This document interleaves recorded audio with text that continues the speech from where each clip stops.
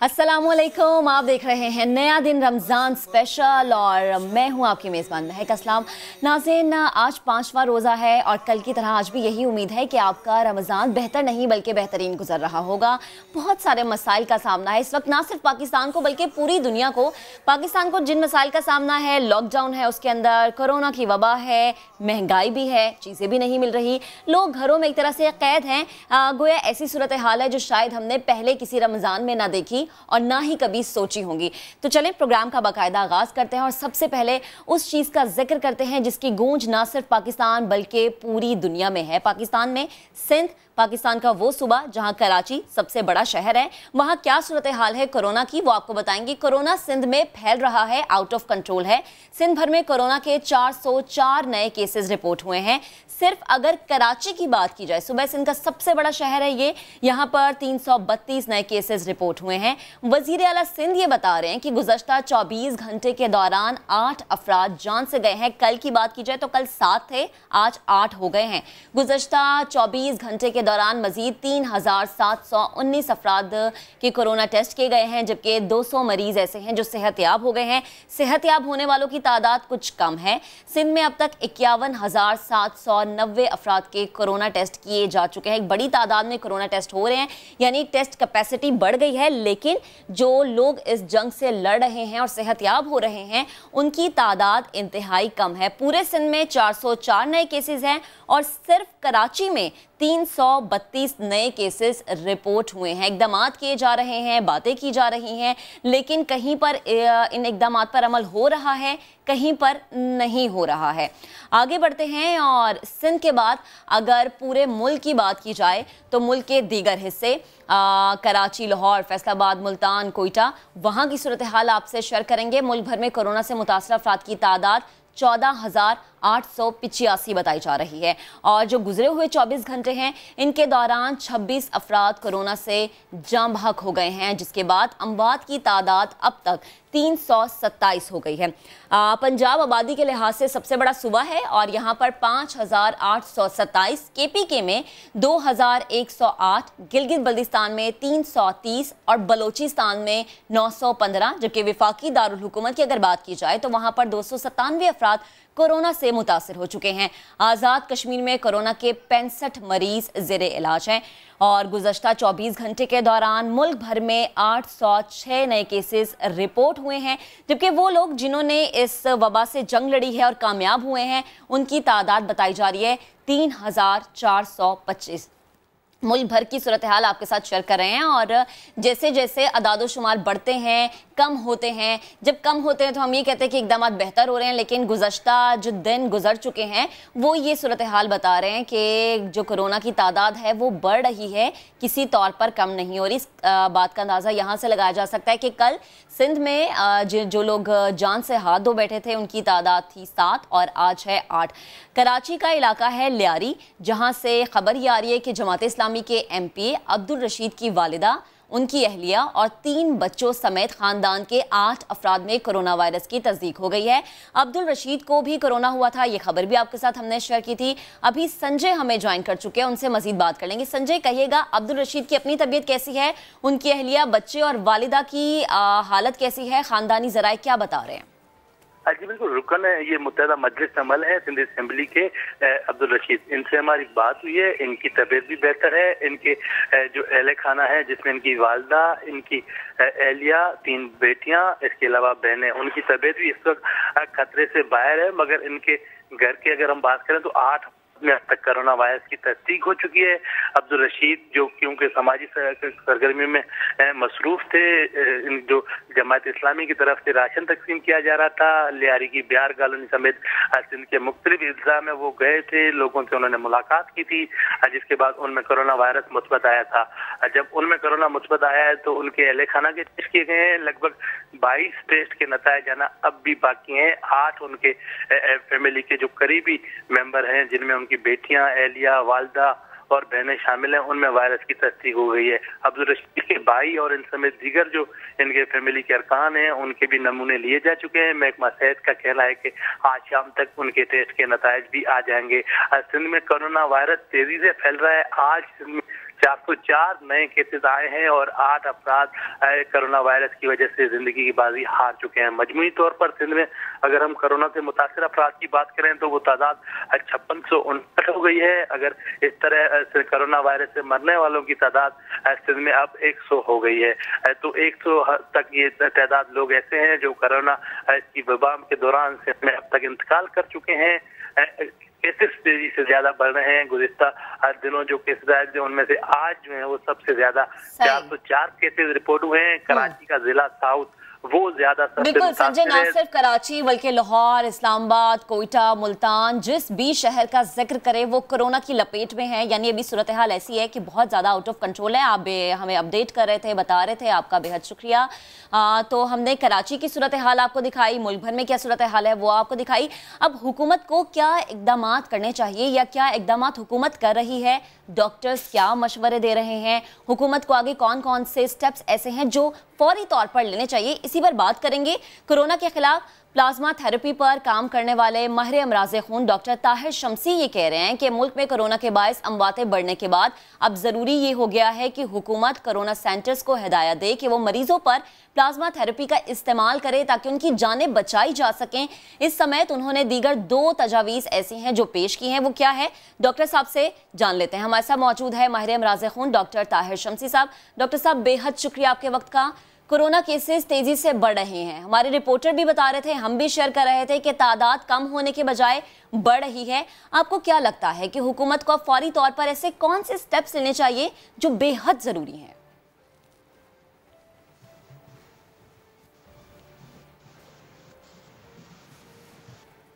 ठीक, डॉक्टर ताहिर शमसी से राबता बहाल करने की कोशिश करेंगे। आपको बता रहे हैं कि मुल्क भर में कोरोना की तादाद जो है, कोरोना केसेस की जो तादाद है वो बढ़ती जा रही है और साथ ही साथ जो है हमारे रिपोर्टर्स हमें अपडेट कर रहे हैं। और एक अच्छी खबर इस टेंस माहौल में आ रही है और वो खबर ये है कि इमाम काबा ने दुनिया भर के मुसलमानों को एक इंतहाई अच्छी खबर सुना दी है। कहते हैं कि मस्जिदुल हराम और मस्जिद नबवी सल्लल्लाहु अलैहि वसल्लम जल्द खोल दी जाएगी। इमाम काबा का कहना है कि जल्द हरम शरीफ में तवाफ़े काबा और नमाज का आगाज किया जाएगा। मस्जिदुल हराम और मस्जिद नबवी में बाजमात नमाज अदा की जा सकेगी। याद रहे कि इससे पहले नमाज उस तरीके से अदा नहीं की जा रही थी जैसे पहले की जाती थी। इंतहाई कम लोग होते थे, छोटी जमात होती थी और छोटी रकातें पढ़ी जाती थी। गुज़श्ता रोज सऊदी वजारत हज उम्रा की जानिब से भी ये बयान सामने आया है कि मस्जिदुल हराम और मस्जिद नबवी को शहरियों के लिए खोलने पर मशरूत जो है वो इजाज़त देने पर गौर किया जा रहा है। मुशावरत हो रही है और इस चीज़ पे गौर किया जा रहा है कि जो मशरूत इजाज़त दी जाएगी आया उसमें ये डिसाइड किया जाएगा कि रकातें मज़ीद बढ़ाई जाएं। और जिस तादाद में हमने देखा कि पहले कम लोग थे हरम के सहन में और मस्जिद नबवी में, अब उनकी तादाद को बढ़ाना है या नहीं बढ़ाना। और एक दफ़ा फिर से हम जाते हैं उस टॉपिक पर कि हुकूमत पाकिस्तान को क्या इकदाम करने चाहिए। डॉक्टर ताहिर शमसी ने 2 तजावीज़ दी हैं, वो तजावीज़ क्या हैं? डॉक्टर ताहिर शमसी से हमारा राबता बहाल हो गया है। डॉक्टर साहब, कोरोना तेजी से बढ़ रहा है, आपको क्या लग रहा है कि जो इस वक्त अलार्मिंग सिचुएशन है, हुकूमत को फौरी तौर पर कौन से ऐसे स्टेप्स हैं जो लेने की इंतहाई जरूरत है? बहुत बहुत शुक्रिया। 2-3 बातें हैं जो अब हम जहाँ पे 2 महीने गुजार चुके हैं कोरोना के साथ, अब तीसरा महीना शुरू हो रहा है और WHO की जो फिगर्स हैं वो बहुत ही हौलनाक किस्म के मंजर पेश करती हैं। 2 लाख अफराद वो कह रहे हैं कि जून के अख्ताम तक हमारे यहाँ हो जाएंगे। अच्छा, हमारी मईशत का पहिया चलाने के लिए जो स्मार्ट लॉकडाउन की बात हो रही है उसके लिए एक बहुत ही ज़रूरी स्टेप है, वो ये है कि हम अपने जो हमारे वर्क फोर्स है और जो हमारे फ्रंट लाइन वर्कर्स हैं तो सबको इनका इम्यून सिस्टम को चेक करके IgG एंटीबॉडी उनके ब्लड में चेक किया जाए कोरोना के खिलाफ। और जो IgG एंटीबॉडी बना लेते हैं वो इस बात का इशारा होगा कि उनमें क़ुव्वत मुदाफ़िअत आ चुकी है और वो लॉकडाउन की बड़ी सूरत हाल से बाहर निकल कर और अपने काम पे चले जाएंगे। दूसरी अहम बात जो बहुत ज़रूरी है वो ये है कि जो लोग कोरोना से सेहतयाब हो चुके हैं या जिनमें IgG एंटीबॉडी पॉजिटिव आ रहा है वो अब आगे आएँ और अपने बहन भाइयों की जानें बचाने के लिए अपना प्लाज्मा डोनेट करें ताकि कोरोना का जो ट्रायल है उसके लिए प्लाज्मा जमा हो सके। तीसरी अहम बात यह है कि IgG एंटीबॉडी टेस्ट करने के लिए जो ELISA टेक्निक की जो किट आती है वो उसके इम्पोर्ट पर पाबंदी लगी हुई है। تو جب تک وہ نہیں آئے گی اس وقت تک ہم اپنے لاک ڈاؤن کو یا اسمارٹ لاک ڈاؤن کو ہم امپلیمنٹ نہیں کر سکیں گے. صحیح. تو نیشنل انسٹیٹیوٹ آف ہیلتھ اور جو کورونا کی ٹاسک فورس ہے فیڈرل، اس کو یہ بہت جلدی یہ فیصلہ کرنا ہوگا کہ IgG اینٹی باڈی کے لیے جو ایلائزا کی کٹ ہے اس کی امپورٹ کی نہ صرف اجازت دی جائے بلکہ جتنی لیبارٹریز ہیں پرائیویٹ ہوں کہ گورنمنٹ کی، ان کو یہ ٹیسٹ کرنے کی اجازت فوری طور پہ دی جائے تاکہ جلد از جلد یہ کام شروع ہو سکے اور ہم واپس اپنی معیشت کا پہیہ چلا سکیں. صحیح. ٹھیک. اچھا ڈاکٹر صاحب ایک اور چیز ہے، کہا جاتا ہے کہ جو ریپڈ ٹیسٹ ہوتے ہیں اس میں چیزیں کتنی صحیح طریقے سے سامنے آ رہی ہیں اس چیز کا بھی ایک مسئلہ ہوتا ہے، ذرا اس پہ بھی رہنمائی کیجیے گا. دوسرا یہ جیسے پلازما تھراپی کی آپ بات کریں تو جو شخص ٹھیک ہو گیا ہے اس کو کورونا دوبارہ نہیں ہوگا، اس بارے میں ورلڈ ہیلتھ یہ کہہ رہا ہے کہ ایسے ابھی تک کوئی ایسی تحقیق نہیں ہوئی کہ ہم یہ کہہ دیں کہ جس شخص کو کورونا ہو چکا ہے وہ دوبارہ اس چیز کا شکار نہیں ہوگا. تو کیا اس کا پلازما اتنی کیپیسٹی یا اتنی مدافعت رکھتا ہے کہ وہ دوسرے شخص میں جائے اور وہ دوسرے شخص میں جانے سے اس کو بھی ٹھیک کر دے؟ ذرا پلیز اس سے متعلق بھی رہنمائی کیجیے گا.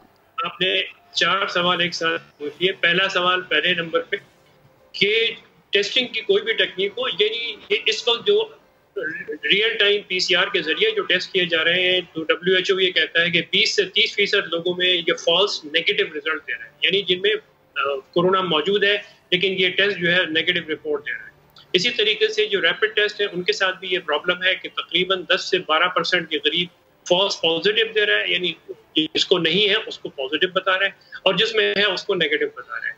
یہی چیز ایلائزا نام کی جو ٹیسٹ IgG کا آئے گا اس کے اندر بھی یہ پرابلم آ سکتی ہے. تو یہ جو چیزیں ہیں اس کی ٹیکنیکلٹیز ہیں، یہ میڈیا پہ بیٹھ کے ڈسکس کرنے کی نہیں ہوتی، نہ عام آدمی کو سمجھنے کی ہوتی ہیں. یہ جو ایکسپرٹس ہیں جو ان کی رپورٹنگ کریں گے ان کی سمجھنے کی اور ان کے کام کو کرنے کی ہوتی ہے. تو اس کی طرف سے بے فکر رہی ہے کہ جو بھی ٹیکنیک NIH اپروو کرے گی، جس کمپنی کی جس برانڈ کی بھی اپروو کرے گی، یقینی طور پہ یہ تمام چیزوں کو دیکھ بھال کر ہی کی جائے گی. اب آ جائیے اس بات کے اوپر کہ جو پیسو امیونائزیشن پلازما کے ذریعے جو کی جاتی ہے وہ لائف لانگ امیونٹی نہیں دیتی، اور یہ ہم کو اس آدمی کو جس کو شدید قسم کا کورونا سے متاثر ہوا ہو اس کو اس کرائسس والی سچویشن سے نکالنے کے لیے وقتی طور پہ تقریباً 2 سے 3 ہفتے تک کی پروٹیکشن کو پرووائڈ کر دیتی ہے. اس کے بعد اس کے جسم سے یہ اینٹی باڈی پلازما میں سے ختم ہو جاتی ہے. اچھا، یہ جو بات آ رہی ہے کہ یہ ایک آدمی کو دوبارہ بھی ہوتا ہے، ابھی تک جتنے لوگوں کا ہم نے پلازما نکالا ہے پاکستان میں الحمدللہ ان میں سے کسی ایک میں بھی ہمیں کورونا کی ایکٹیویشن دوبارہ ہوتے ہیں کہ کوئی آثار نہیں ملے. تو ہو سکتا ہے کہ آگے جا کے ہمیں فیس کرنا پڑے، لیکن جس طریقے سے چائنا اور کوریا میں انہوں نے 14% اور 19% کی رپورٹ دی تھی، اللہ کی مہربانی ہے کہ یہاں پاکستان میں ایسا نہیں دیکھا گیا. آگے چل کے ایسا ہو سکتا ہے یا نہیں ہو سکتا، یہ ایک دیکھنے والی چیز ہوگی جس کے متعلق کوئی بھی حتمی رائے اپنی نہیں دے پائے گا اس وقت. صحیح. ٹھیک. ڈاکٹر صاحب ایک اور چیز ہے اسمارٹ لاک ڈاؤن. ہم نے دیکھا کہ کچھ ممالک ایسے ہیں جہاں پر لاک ڈاؤن مرحلہ وار ہوا کہ لاک ڈاؤن 4 ہوا، جب دیکھا کہ یہ کام کر گیا پھر وہ 3 سٹیپ پہ آ گئے، پھر 2nd پہ. تو اسمارٹ لاک ڈاؤن کتنا ضروری ہے اور IgG کی اجازت سے متعلق آپ کا کیا موقف ہے؟ دیکھیے، اسمارٹ لاک ڈاؤن ایک بہت ہی ایک اسمارٹ طریقہ ہے کہ جس کے ذریعے آپ اپنے معیشت کا پہیہ چلانے کی کوشش کرتے ہیں. جہاں جہاں پہ آپ کو نظر آ رہی ہے، کیسز جہاں نظر آ رہے ہیں، جس گلی میں، جس محلے میں، جس بلڈنگ میں، آپ صرف اس ایریا کو کنٹرول کر کے بند کر دیتے ہیں، سیل کر دیتے ہیں 2 ہفتے کے تمام افراد. ٹھیک ہے جی. تو یہ اسمارٹ لاک ڈاؤن ہوتا ہے. اب ہم جو اس میں اضافی چیز جو میں تجویز کرتا رہا ہوں پچھلے 1 مہینے کے دوران، وہ یہ ہے کہ ہم اپنے ان لوگوں کو آئیڈینٹیفائی کرتے ہیں معاشرے میں جو جانے میں کورونا وائرس انفیکشن جن کو ہو چکا ہو، بیماری نہیں ہوئی ہو، ان میں IgG اینٹی باڈی ڈیولپ ہو جاتی ہے. 90% افراد میں IgG اینٹی باڈی ڈیولپ ہو جاتی ہے. ان کو آئیڈینٹیفائی کریں جلد از جلد، اور ان کی طرف سے کم یہ بے فکری ہوگی کہ وہ ان کو فوری طور پہ کورونا کا دوبارہ اٹیک فوری طور پہ ہونے کے امکانات اس آدمی کے مقابلے میں کم ہوں گے جس کو کبھی وہ کورونا وائرس نہیں ہوا. تو ایسے لوگوں کو آپ کام کرنے کی اجازت دیجیے، معیشت کا پہیہ چلانے کی اجازت دیجیے، اپنے کاروبار، اپنے آفیسز، اپنی دکانوں پہ، اپنے مالز میں، شاپنگ مالز میں. اور ہمارے جو ہیلتھ کیئر ورکرز ہیں، ہمارے میڈیا کے لوگ ہیں، ہمارے فوج کے اور ہمارے جو پولیس کے جوان ہیں جو بالکل فرنٹ لائن پہ کھڑے ہو کے اس جدوجہد کر رہے ہیں، ان کی سیفٹی کم سے کم انشور کر لیں ہم، اور سیفٹی انشور کر کے ان کی طرف سے تو بے فکری ہو جائے. تو یہ اسمارٹ لاک ڈاؤن کو کامیابی سے ہم قرار کرنے کے لیے یہ ایک بہت اہم اسٹیپ ثابت ہو سکتا ہے. صحیح. ٹھیک سر، آپ سے یہ جاننا چاہوں گی کہ جو کورونا سے ریکور ہو رہے ہیں وہ نارمل زندگی پر اسی طرح چلے جاتے ہیں؟ لائک جیسے آپ نے کہا کہ ابھی تک پاکستان میں ایسا کچھ نہیں ہوا کہ کورونا سے جو لوگ ریکور ہوئے ہیں اس میں دوبارہ اس چیز کی تشخیص ہو، تو وہ واپس اپنی نارمل روٹین پر چلے جاتے ہیں. جی بالکل ایسا ہی، بالکل نارمل زندگی گزارنے کے قابل ہوں. اب ان میں اللہ نہ کرے کہ اگر ان میں پھر فلو کی طرح کے دوبارہ سے کوئی علامات آتی ہیں تو یقینی طور پہ جب ڈاکٹر کو دکھائیں گے، اگر اس کا شبہ ہوا کہ یہ کورونا دوبارہ ہو سکتا ہے تو وہ ٹیسٹ کرا دے گا. میں یہ نہیں کہہ رہا ہوں کہ یہ نہیں ہو سکتا پاکستان میں. جو میں نے کہا وہ یہ کہا کہ اب تک جتنے افراد کو ہم نے ٹیسٹ کیا ہے پلازما دیتے وقت، ان میں سے کسی ایک میں بھی کورونا وائرس کی علامت یا کورونا وائرس دوبارہ ہمیں ٹیسٹ کرنے کے دوران نہیں ملا. یہ ایک بہت اچھی اور حوصلہ افزا خبر ہے پاکستان کے لیے. ٹھیک. اور حکومتی سطح پر ایسے لوگوں کو موٹیویٹ کرنے کے لیے یا ان کو ایگزامپل بنانے کے لیے آپ کو کیا لگتا ہے کون سے ایسے اسٹیپ لینے چاہیے؟ ایک تو یہ کہ جس وقت لوگ کوارنٹائن سے ڈسچارج ہو رہے ہوں، گھروں کی طرف جا رہے ہوں، تو ان کو اس بات پر یقینی بنایا جائے کہ ان کی کاؤنسلنگ ہو جائے، ان کو پلازما دینے کی طرف راغب کیا جائے، آمادہ کیا جائے تاکہ وہ 2 ہفتے بعد واپس آ کے اپنا پلازما دے سکیں. اور میڈیا کے ذریعے اور حکومتی ادارے تمام کے تمام جو ہے باقاعدہ اس بات کو میڈیا میں پھیلائیں، اس بات کو کہ لوگ جو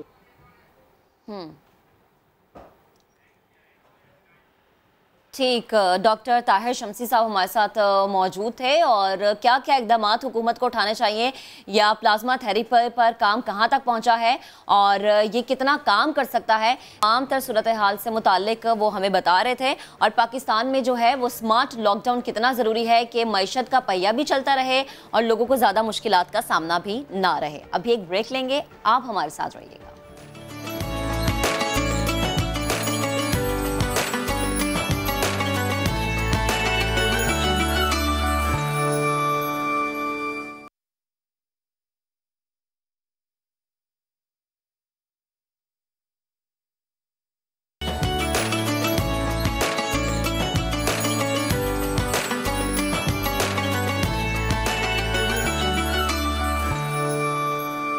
ویلکم بیک ونس اگین. اب ذرا بھارتی ہتھ کنڈوں اور سازشوں کی بات کر لیتے ہیں. Line of control per bar bar cease fire معاہدے کی خلاف ورزی، اور ہم نے یہ دیکھا کہ پاکستان نے لائن آف کنٹرول کے بعد در اندازی کی کوششوں کا بھارتی دعویٰ جو ہے اس کو مسترد کر دیا ہے. بھارت کی مسلسل الزام تراشی مقبوضہ کشمیر میں ریاستی دہشت گردی سے توجہ ہٹانے کی کوشش ہے.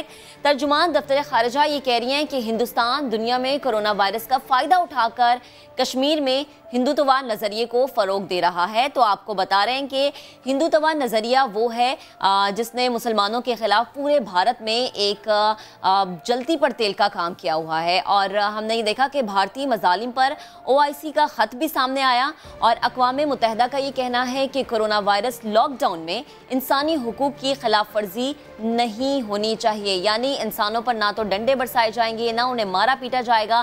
اگر کسی ضروری شے کے لیے وہ باہر جا رہے ہیں تو انہیں باہر جانے دیا جائے گا. بھارت میں لاک ڈاؤن پر عمل کرانے کے لیے انسانی حقوق کو بالائے طاق رکھا گیا. بھارتی پولیس شہریوں کی خوب دھلائی کرتی رہی. پولیس کے اس رویے پر فلمی اداکار بھی خاموش نہیں رہے. اداکار راج پال یادو بھی بول پڑے. تو بھارت کے امن کا علم بردار بنا پھرتا ہے، وہاں پر اپنے شہریوں کے ساتھ کیا سلوک کیا جا رہا ہے وہ آپ نے دیکھا. انسانی حقوق کو بالائے طاق رکھا گیا. یہ نہیں دیکھا کہ کوئی ضروری طور پہ باہر نکلا یا نہیں، بس ڈنڈے برسائے گئے، مارا پیٹا گیا. خیر آگے بڑھتے ہیں.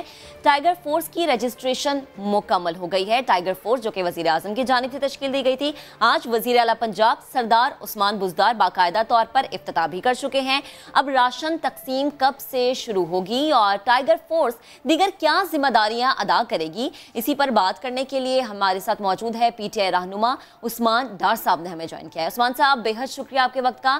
سب سے پہلے تو یہ کہیے گا کہ کیا راشن کی تقسیم کے لیے جو ڈیٹا تھا اس کو مکمل کر لیا گیا جس کا کام سونپا گیا تھا ٹائیگر فورس کو؟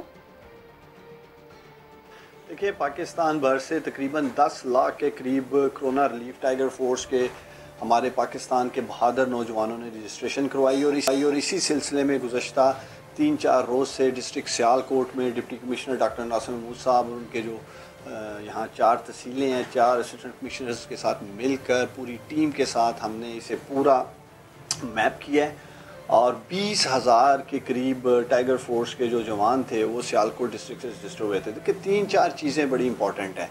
राशन डिस्ट्रीब्यूशन की जो बात की थी वज़ीर-ए-आज़म इमरान खान साहब ने, वो उस लॉकडाउन कर्फ्यू की सिचुएशन में की थी। जैसे वुहान में आपने देखा कि कंप्लीट कर्फ्यू में नौजवान ही थे वुहान के जिन्होंने राशन घर घर वहाँ पहुँचाया।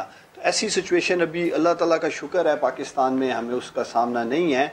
तो हम क्या करने जा रहे हैं, जैसे कि मसाजिद के SOPs बन चुके हैं और आप देख रहे थे कि एक बहुत बड़ी डिबेट भी मुल्क में की जा रही थी कि इन SOPs को इम्प्लीमेंट करवाना एक बहुत बड़ा टास्क होगा। तो उसमें इंशाल्लाह ताला टाइगर फोर्स के जो जवान हैं, सियालकोट से DPO साहब ने 3,000 मसाजिद के लिए तकरीबन 9,000 टाइगर फोर्स की जो एक टीम है वो DC साहब से उन्होंने मांगी है।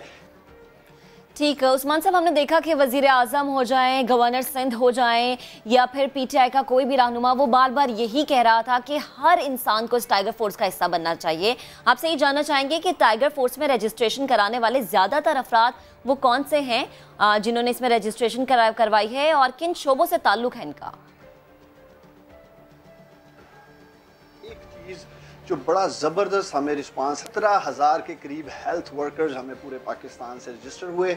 इसी तरह डिस्ट्रिक्ट सियालकोट में आज 416 के करीब हेल्थ वर्कर्स थे, जिसमें से 71 MBBS डॉक्टर्स थे और जो हमारा फील्ड हॉस्पिटल बना है उसमें टाइगर फोर्स के जो हेल्थ वर्कर्स हैं वो बड़ा ज़बरदस्त काम कर रहे हैं। और इंशाल्लाह ताला पूरे पाकिस्तान से जो हमें डाटा कलेक्ट हुआ है हेल्थ वर्कर्स का, वो सब सूबों में और अपने अपने अज़ला में इंशाल्लाह ताला हम उन्हें मुतहरक करने जा रहे हैं।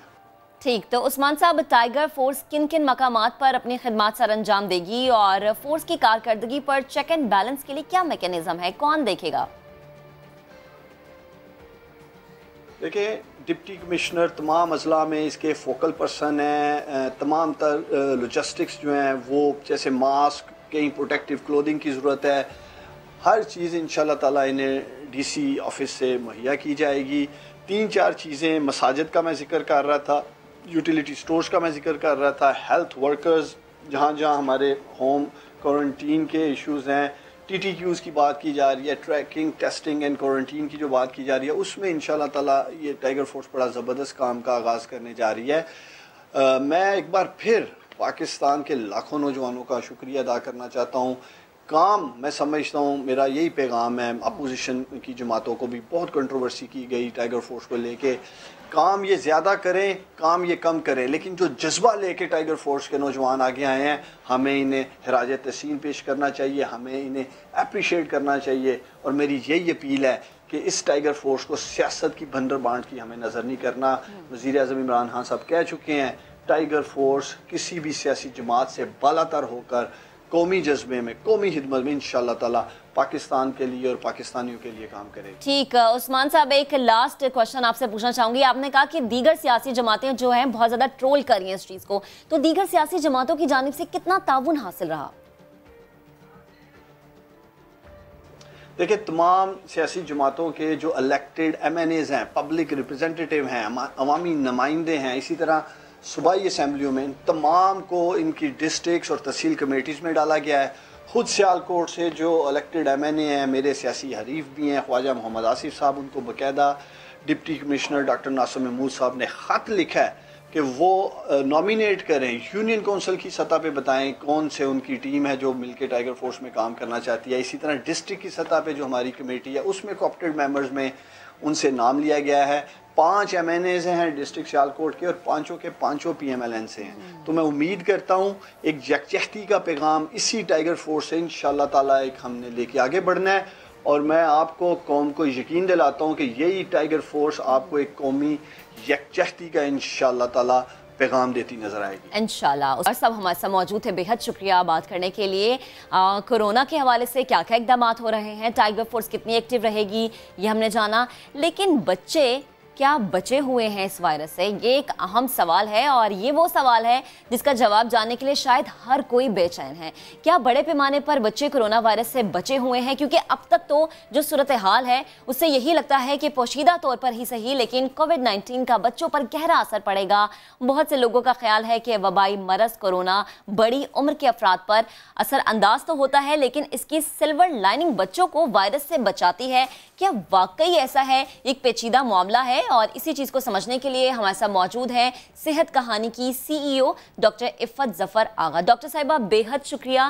पहले ये कहा जा रहा था कि कोरोना बच्चों पर असर अंदाज नहीं होता, फिर बच्चे भी इससे मुतासिर हुए। आपको क्या लगता है, आप क्या समझती हैं कि क्या वाकई बड़े पैमाने पर बच्चे इससे बचे हुए हैं, वो इससे महफूज हैं? अस्सलामुअलैकुम, first of all thank you so much for having me online. देखिए, बहुत सारी इसमें कंसिडरेशंस हैं। कुछ एज ग्रुप्स पर्टिकुलरली इम्यूनिटी उनकी बड़ी वीक होती है, इसमें बड़े और बच्चे डेफिनेटली शामिल होते हैं। तो एक रीज़न जो अभी ग्लोबली हम देख रहे हैं और ये सामने आ रहा है वो यही लग रहा है कि बच्चों की क्योंकि इम्यूनिटी वीक होती है इसलिए ऐसा लगता है कि वो भी अफेक्टेड हो रहे हैं। However, given the current situation, अगर आप भी देखें, हम अपने मुल्क में भी देख रहे हैं, बाहर ममालिक में भी दिखाया जा रहा है कि हम सब बच्चों को बहुत ज़्यादा प्रोटेक्ट रखना में थोड़ा सा कामयाब शायद हो रहे हैं। फॉर एग्जांपल, हम अगर अपनी सिनेरियोज भी देखें, हम अपने सराउंडिंग में भी देखें, तो बच्चों को हमने बहुत ईजीली घर पे कम्प्लीटली आइसोलेट कर दिया है, जो कि बड़ों के लिए अनफॉर्चुनेटली मुमकिन नहीं है। बड़ों को अपने रोज़गार के लिए बाहर जाने की ज़रूरत पड़ी है, बड़ों को for example daily house hold groceries के लिए बाहर जाने की ज़रूरत पड़ी है, मगर ये वो सारी ज़रूरियात हैं जो बच्चों को करने की ज़रूरत नहीं है। कोरोना वायरस अनफॉर्चुनेटली एक ऐसा वायरस है कि रोज़ उसके ऊपर एक नई तहकीक होती है, एक नई चीज़ निकल के सामने आती है, एक नई चीज़ की डिस्कवरी होती है। तो आई थिंक ये कहना कि हाँ जी ये बच्चों में बहुत कॉमनली फैलेगा या ये नहीं फैलेगा, I think would be too early to से। बट हैविंग सेड दैट, हमें अपने प्रिकॉशन लेने की बहुत ज़रूरत है। बच्चों की immunity on a regular basis week होती है, ये बहुत ज़रूरी है कि उन्हें हम बहुत ज़्यादा शेल्टर्ड करके रखें। घर में अगर एल्डरली लोग हैं उनको हम शेल्टर्ड करके रखें। कोई ऐसी गैदरिंग में जहाँ ज़रा सा सस्पेक्शन भी होता है कि यहाँ पे कोई ऐसा कैरियर आ सकता है कि जिसको कोरोना हो, उनसे बचाने की बहुत ज़रूरत है। ठीक। और डॉक्टर साहब, कोविड-19 की सिल्वर लाइनिंग से क्या मुराद है और ये बच्चों को वायरस से किस तरह बचाती है? सो आई थिंक सिल्वर लाइनिंग इसमें ये है कि इंटरेस्टिंगली कुछ ऐसे आई वुड से जेंडर्स हैं, कुछ एज ग्रुप्स हैं, कुछ एथनिसिटीज़ हैं जिनमें ये नहीं डिजीज़ हो रही या उस डिजीज़ के होने की क्वांटिटी बहुत कम है। तो आई वुड से कि this is how the silver lining is being seen in children as well. सही। और हम ये देखते भी हैं कि छोटे बेबीज से जो थोड़े बड़े बच्चे होते हैं वो ज़्यादा एक्टिव हमें नज़र आते हैं, वो ज़्यादा तेज़ दौड़ते हैं, वो ज़्यादा हमें एक्टिव इसलिए नज़र आता है क्योंकि वो दिन भर मुख्तलिफ एक्टिविटीज़ में लगे रहते हैं। और जैसे आपने भी कहा कि बड़े जो हैं उन्हें बाहर भी जाना होता है, तो शायद ये भी वजह हो सकती है। बेहद शुक्रिया, डॉक्टर इफ़त साहिबा हमारे साथ मौजूद थी और ये क्या थी और ये क्या मिथ थी कि बच्चे बच जाते हैं, वो उन्होंने बता दिया है। अभी एक ब्रेक लेंगे, हम ब्रेक के बाद दोबारा हाजिर होंगे, आप हमारे साथ रहिएगा।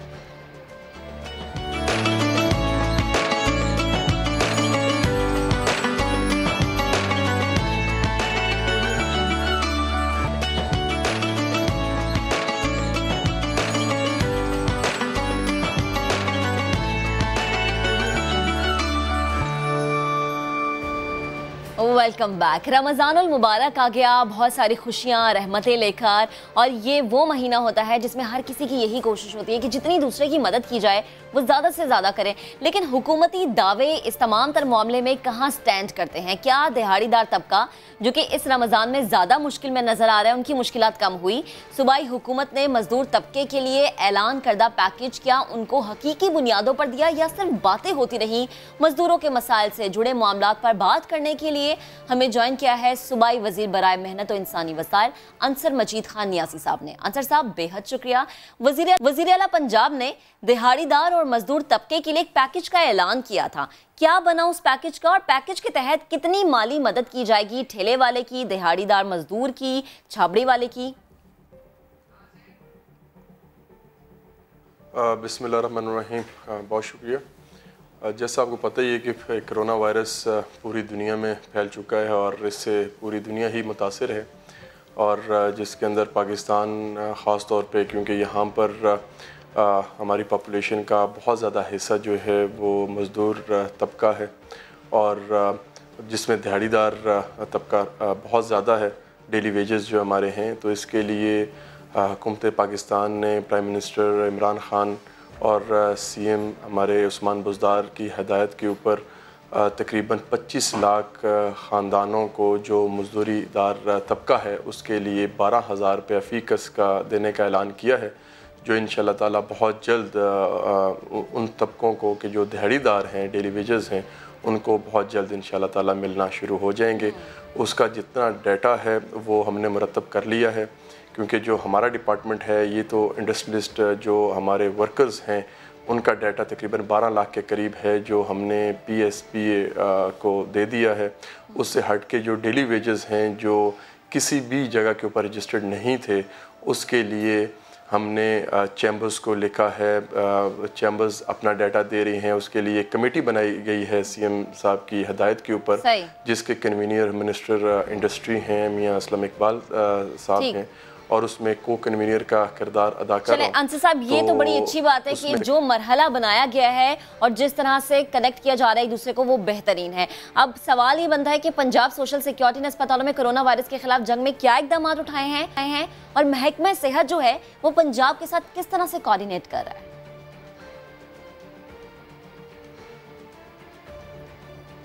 जैसे मैंने आपको पहले बताया है कि हमारा मैंडेट होता है जो रजिस्टर्ड लेबर है। तो क्योंकि फैक्ट्रीज़ जो हैं अब आहिस्ता आहिस्ता खुलनी शुरू हो गई हैं, कंस्ट्रक्शन इंडस्ट्री सबसे पहले फ़ेज़ के अंदर वो खोली गई है। काफ़ी लोग जो बेरोज़गार थे तो उनको दोबारा जो है वो जॉब पर जाना शुरू हो गए हैं। हमारे भट्ठा जो जितने मज़दूर हैं, क्योंकि पूरे पंजाब में 10,000 भट्ठा हैं, तो उसके ऊपर भी लेबर जो है वो अब काम कर रही है। तो तकरीबन 22,000 जो हमारे इंडस्ट्रियल यूनिट्स हैं उसमें से तकरीबन 10,000 हमारे इंडस्ट्री यूनिट्स खुल चुके हैं, जिसकी SOPs जारी की गई हैं। उस SOPs के तहत अब लेबर जो है वो वापस जाना शुरू हो गई है।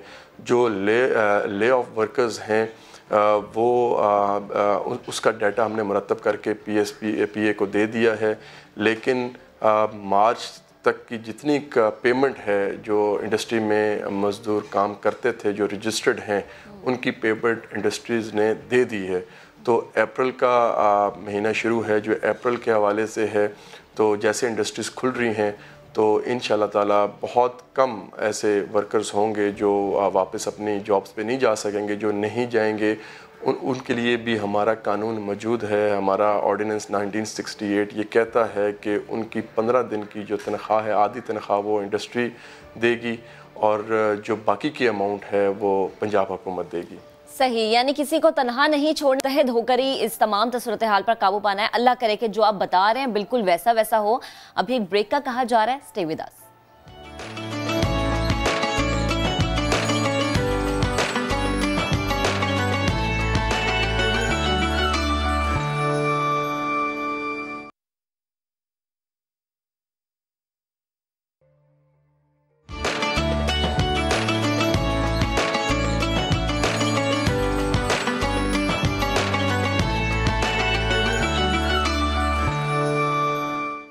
Welcome back. कहते हैं कि शौक का कोई मोल नहीं होता, यानी आप अपना शौक हासिल करने के लिए कुछ भी कर जाते हैं। बहुत सारे किरदार और ऐसी कहानियां ऐसी होती हैं जो कि हमें ज़िंदगी भर याद रहती हैं और सालों साल से आइसोलेशन का शिकार होती हैं। लेकिन एक ऐसा हाथ ज़रूर होता है जो इस आइसोलेशन से उन्हें निकालने के लिए सामने आता है और उन्हें बताता है कि उनके शौक़ को पूरा करने के लिए वो मौजूद है। अगर तालीम का शौक़ हो तो उसके बारे में कहा जाता है कि अगर चीन तक जाना पड़े तो ज़रूर जाएं। ऐसे ही एक ख्वाजा सरा से आज आपकी हम मुलाकात करवाएंगे नए दिन में।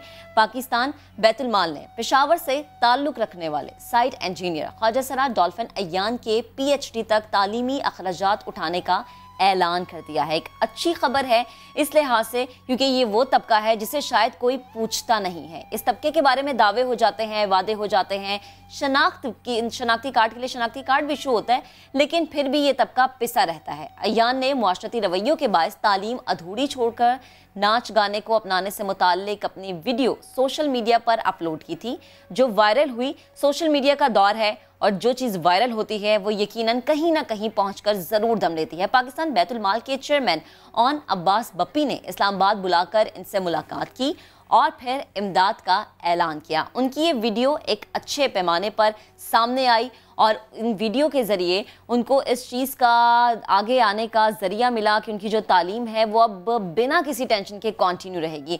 एमडी बैतुल माल ने हौसला अफजाई की और PhD तक तालीमी खर्च उठाने का वादा किया है। उन्होंने बहुत ज़्यादा मुआशी तलखियाँ देखी और ये वो तबका है जिनकी तलखियों से कोई इनकारी नहीं है। हम ये नहीं कह सकते कि नहीं, ऐसा बिल्कुल ऐसा नहीं है। डॉल्फिन अयान को दरपेश मसाइल और अब तालीमी अखराजात उठाने का वादा जो हो गया है, इसके बाद ख्वाजा सरा बिरादरी को दरपेश मसाइल यकीनन कम होंगे और इन्हीं तमाम तर इशूज़ पर बात करने के लिए हमारे साथ मौजूद हैं MD Betul mall on Abbas साहब और ख्वाजा सरा डॉल्फिन अयान हमें खुद ज्वाइन कर चुके हैं। अयान, सबसे पहले आपकी जानिब आना चाहूँगी, साइट इंजीनियरिंग की डिग्री हासिल करने तक किन मसाइल का सामना रहा? ये वो तबका है जिनको यकीनन मसाइल का सामना तो रहता है, लेकिन आवाज़ उठाने के लिए बहुत कम लोग ही सामने आते हैं। कौन कौन सी परेशानियाँ थी जो आपने देखी, प्लीज़ शेयर कीजिएगा। Thank you so much.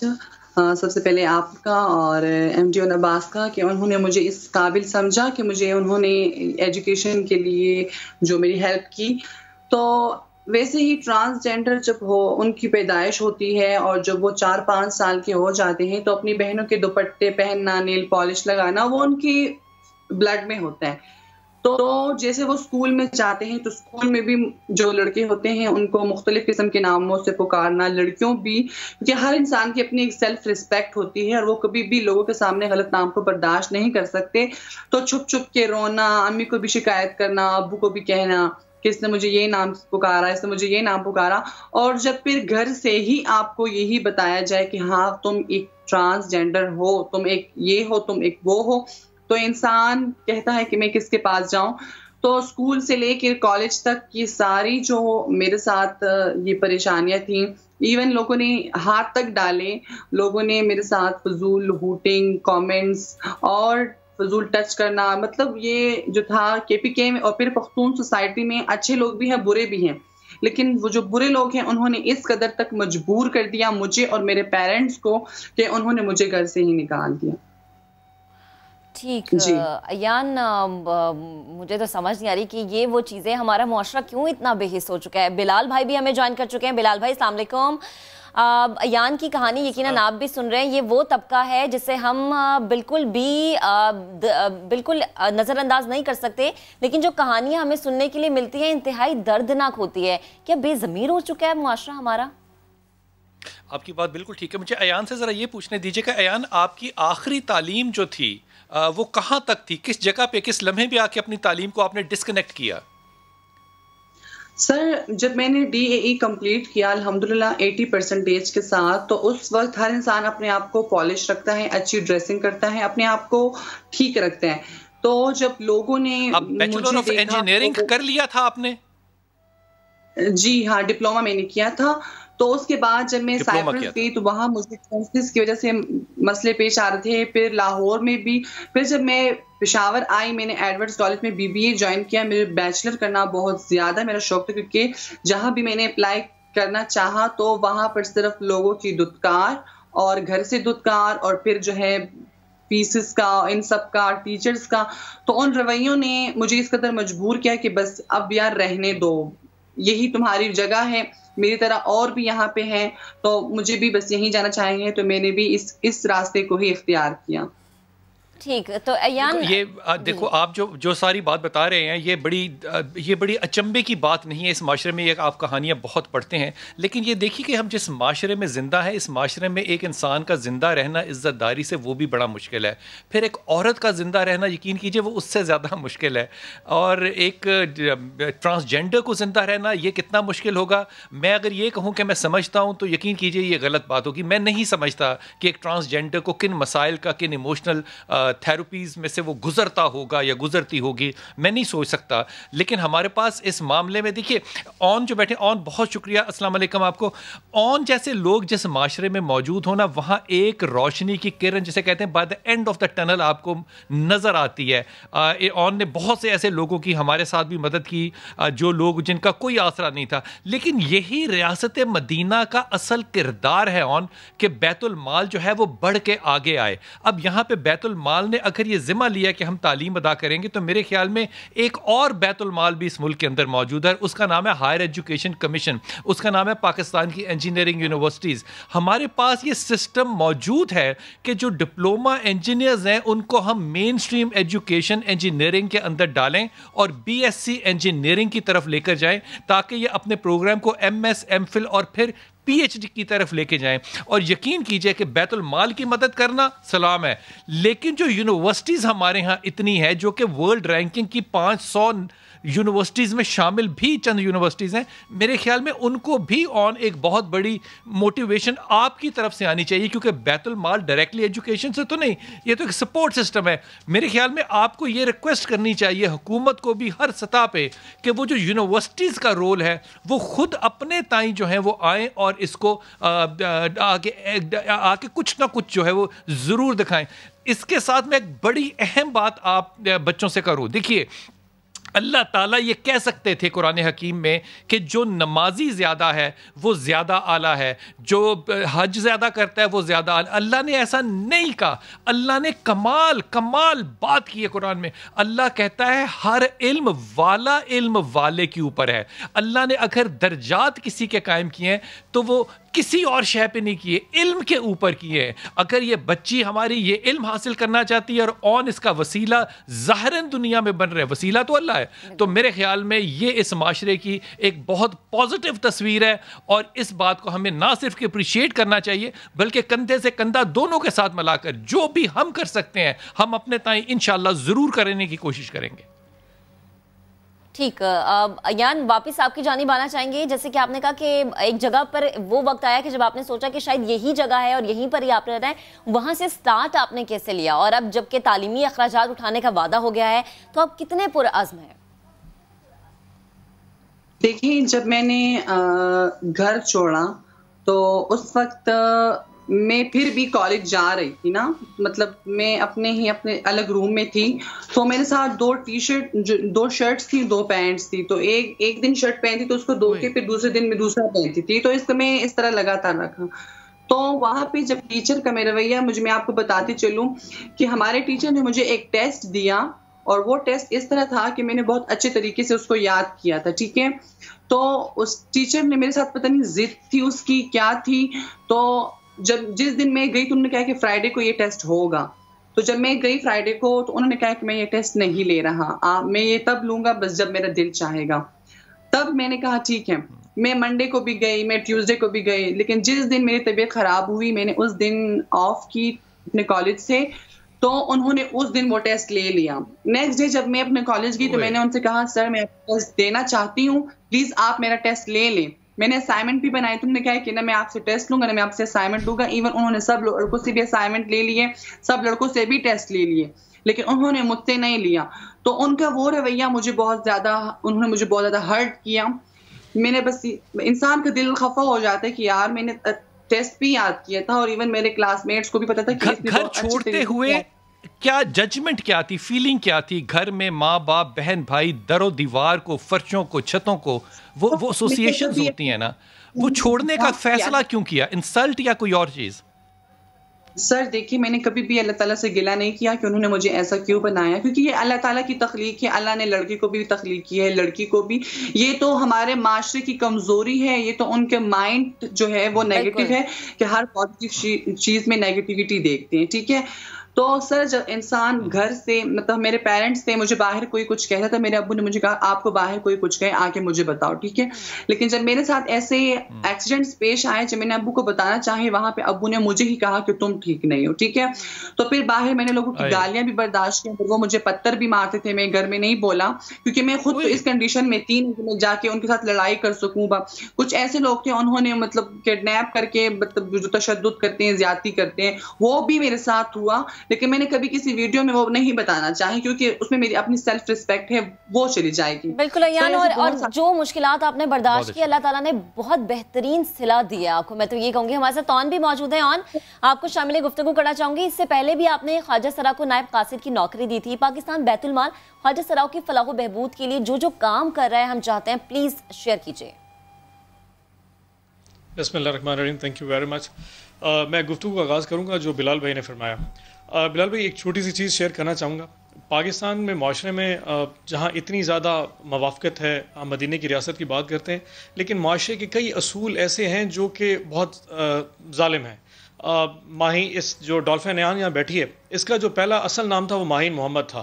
آپ کو شاید یہ اندازہ نہیں کہ کئی ماہین محمد جو ہے نا وہ اس معاشرے کی سختی اور جبر کی وجہ سے ایان ڈولفن بن جاتے ہیں, اور اس کی ان میں یقیناً ان کا قصور نہیں ہوتا.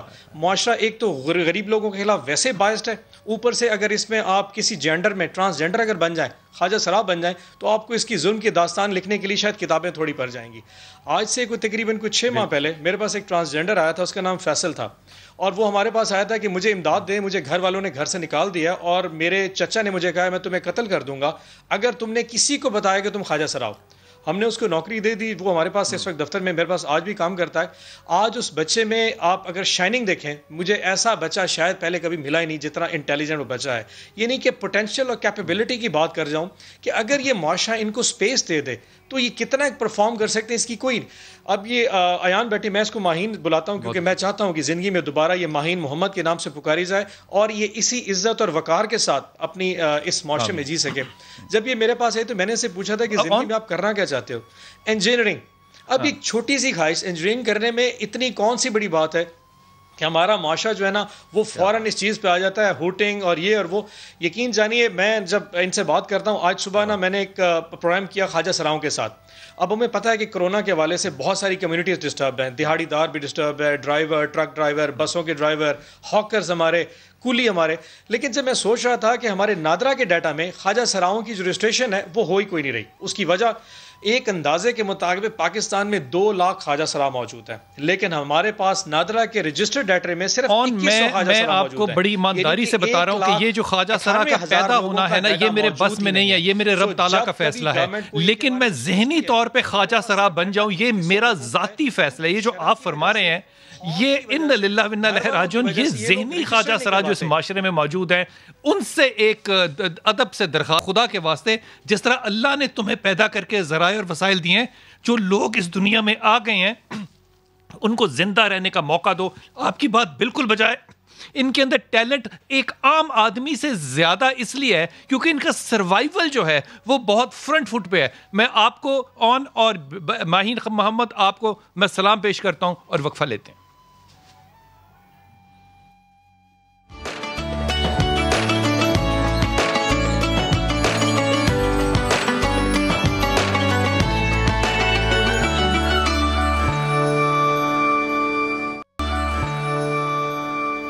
Welcome back. اب تک کی بڑی اور اہم خبر آپ کو دیں گے. پیٹرول 20 روپے 68 پیسے فی لیٹر سستا کرنے کی سفارش کی گئی ہے. آپ کو بتائیں کہ ہائی سپیڈ ڈیزل کی قیمتوں میں 33 روپے 94 پیسے کمی کی سفارش, جبکہ مٹی کا تیل 44 روپے 7 پیسے فی لیٹر کم کرنے کی تجویز ہے.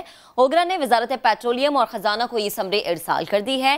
وزیر اعظم کی منظوری کے بعد کل وزارت خزانہ قیمتوں میں کمی کا اعلان کرے گی. اسی پر بات کریں گے. وہاب کامران ہمیں جوائن کر چکے ہیں. وہاب, سمری بھیج دی گئی ہے اور منظوری کے بعد کل اعلان کیا جائے گا, اطلاق کب سے ہوگا؟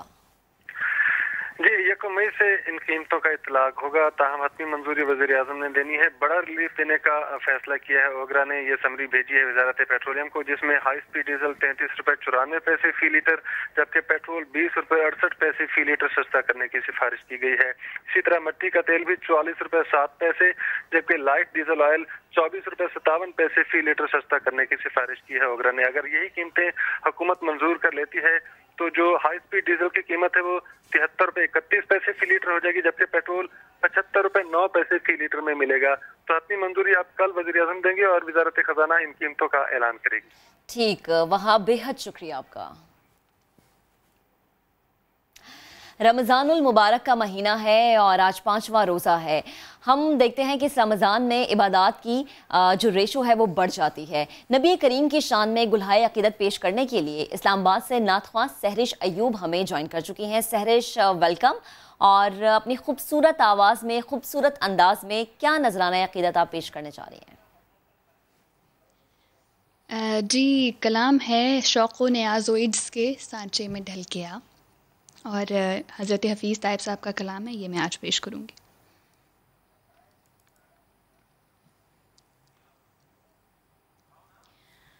शौक़ो नियाज़ो इज्ज़ के सांचे ढल के आ, शौक़ो नियाज़ो इज्ज़ के सांचे ढल के आ, ये चाहे हबीब है, पलकों से चल के आ, ये चाहे हबीब है। उम्मत के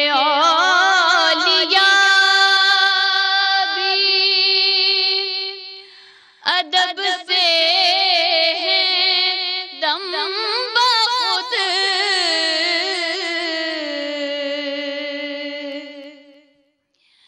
उम्मत के औलिया भी अदब से है दम बखुद,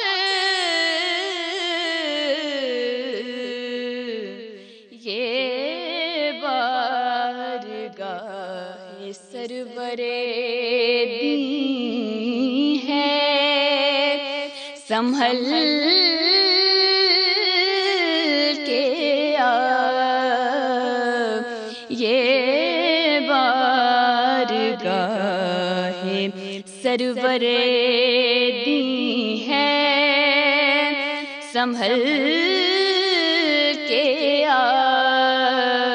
शौक़ो नियाज़ो इज्ज़ के सोज़ो तपिश सुखन में अगर चाहता है तू,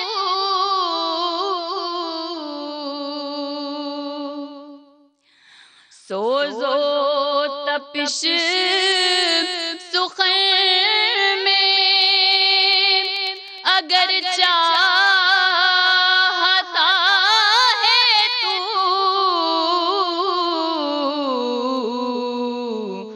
इश्क़ ये नबी की आग में ताइब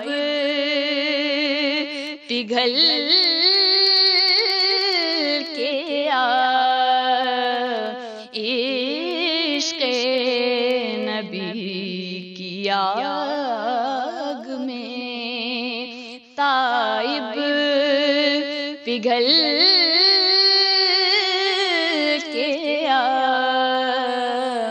शौक़ो नियाज़ो इज्ज़ के सांचे में ढल के आ,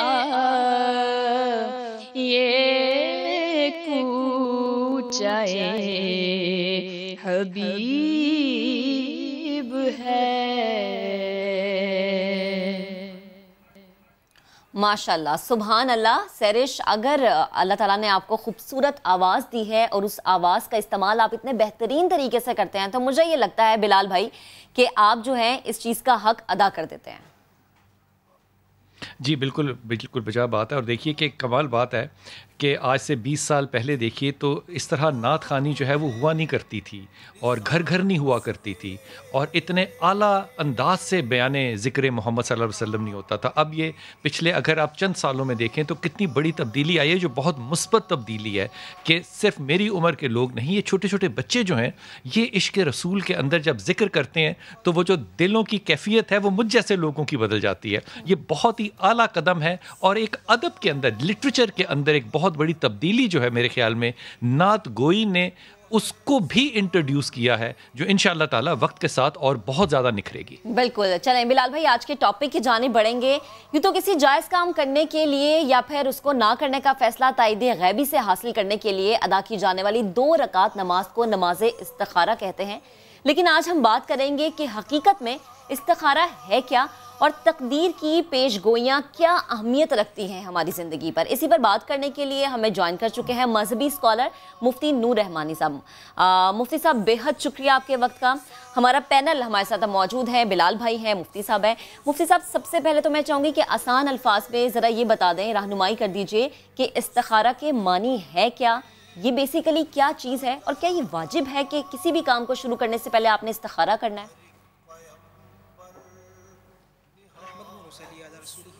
अम्माबाद फ़अऊज़ु बिल्लाहि मिनश्शैतानिर्रजीम बिस्मिल्लाहिर्रहमानिर्रहीम क़ाल रसूलुल्लाह सल्लल्लाहु अलैहि वसल्लम मा ख़ाबा मन इस्तख़रा सदक़ल्लाहुल अज़ीम व सदक़ रसूलुहुन नबियुल करीमुल अमीनुर रऊफ़ुर रहीम। तमाम तारीफ़ें अल्लाह सुब्हानहु व तआला के लिए और दुरूद व सलाम अल्लाह के रसूल हुज़ूर मोहम्मद मुस्तफ़ा सल्लल्लाहु अलैहि व आलिहि वसल्लम। नबी पाक सल्लल्लाहु अलैहि वसल्लम के इरशाद गिरामी हैं, अल्लाह के नबी ने फरमाया कि जो इस्तिखारा करता है वो नुकसान में नहीं रहेगा। और जिस तरह बहन ने सवाल किया कि इस्तिखारे का लुग़वी माना क्या है, इस्तिखारे का लुग़वी माना है खैर तलब करना, खैर मांगना। तो जो शख्स इस्तिखारा करता है वो अल्लाह सुब्हानहु व तआला की बारगाह में बेसिकली तलब करता है कि ऐ अल्लाह मुझे खैर अता फरमा। अच्छा, एक ये चीज़ और बहुत अच्छी बात पूछी गई, क्या ये वाजिब है, क्या ये फ़र्ज़ है? ये जहन में रखिएगा, इस्तिखारा नबी पाक सल्लल्लाहु अलैहि वसल्लम की सुन्नत है, एक चीज़। दूसरी बात है कि नबी पाक सल्लल्लाहु अलैहि वसल्लम इस्तिखारे के साथ फ़ाल लिया करते थे। जैसे सुलह हुदैबिया के मौके पर जब सुहेल बिन अमर आते हैं तो नबी अलैहिस्सलातु वस्सलाम पूछते हैं मन, कौन आया है? तो सहाबा कराम रज़ियल्लाहु तआला अन्हुम फरमाते हैं कि या रसूलल्लाह सुहेल आए। तो आप फरमाते हैं हाज़ा फ़अलुन सहल, कि ये मामला, ये काम जो है वो सहल और आसान हो जाएगा। तो वो चीज़ें जो ज़न्नियात पर होती हैं उस पर इस्तिखारा करना चाहिए, मशवरा करना चाहिए, जो अहले इल्म है, जो इस काम के माहिर होते हैं उनसे ये काम करना चाहिए। अच्छा, आप किन चीज़ों में करेंगे? ये फ़र्ज़ चीज़ों में नहीं होता, जैसे नमाज़ पढ़नी है नहीं पढ़नी, कोई काम रखना नहीं करना। हाँ, ये आप कोई कारोबार कर रहे हैं, कोई इस तरह का मामला कर रहे हैं तो उसमें इस्तिखारा करते हैं। इस्तिखारा ख़ुद करें। नबी पाक सल्लल्लाहु अलैहि वसल्लम के बहुत प्यारे सहाबी हज़रत अब्दुल्ला इब्न उमर रज़ियल्लाहु ताला अन्हु से भी ये मरवी है, हज़रत अब्दुल्ला इब्न अब्बास रज़ियल्लाहु ताला अन्हु से भी मरवी है। ये दोनों फरमाते हैं कि नबी अलैहिस्सलातु वस्सलाम सहाबा को इस्तिखारा की तालीम दिया करते थे। किसी एक रवायत मुझे नहीं मिलती कि जहाँ नबी इस्लाम से सहाबा 1,24,000 सहाबा नबी पाक सल्लल्लाहु अलैहि वसल्लम इस्तिखारा करवाने आते थे। बल्कि नबी इस्लाम से कोई मामला पूछते थे, आका इस्लाम उनको कहा करते थे कि सलातुल हाजात पढ़ लें, 2 रकात नमाज सलातुल हाजात। वो 2 रकात नमाज सलातुल हाजात पढ़ते थे और अल्लाह सुब्हानहु व तआला उनको कोई इशारा दे दिया करते थे। ये कभी ख्वाब के ज़रिए भी होता है या कभी इत्मीनान क़ल्ब हो जाता है। अच्छा, हमेशा ऐसा नहीं है कि इस्तिखारे में ख्वाब आए, बल्कि दिल की कैफियत एक जगह आ जाती है या दिल यकसोई की तरफ आ जाता है। कभी कभी ऐसा होता है कि इत्मीनान क़ल्ब नहीं होता, मगर अल्लाह सुब्हानहु व तआला उसमें रास्ते बता देते हैं। जैसे 2 रास्ते हमारे सामने आ रहे हैं, एक रास्ता इधर है, एक रास्ता इधर है। तो आपने जब इस्तिखारा कर लिया तो अल्लाह सुब्हानहु व तआला आपको उस रास्ते की तरफ नहीं लेके जाते कि जो आपके लिए नुकसानदेह हो, उसमें रुकावटें आ जाती हैं।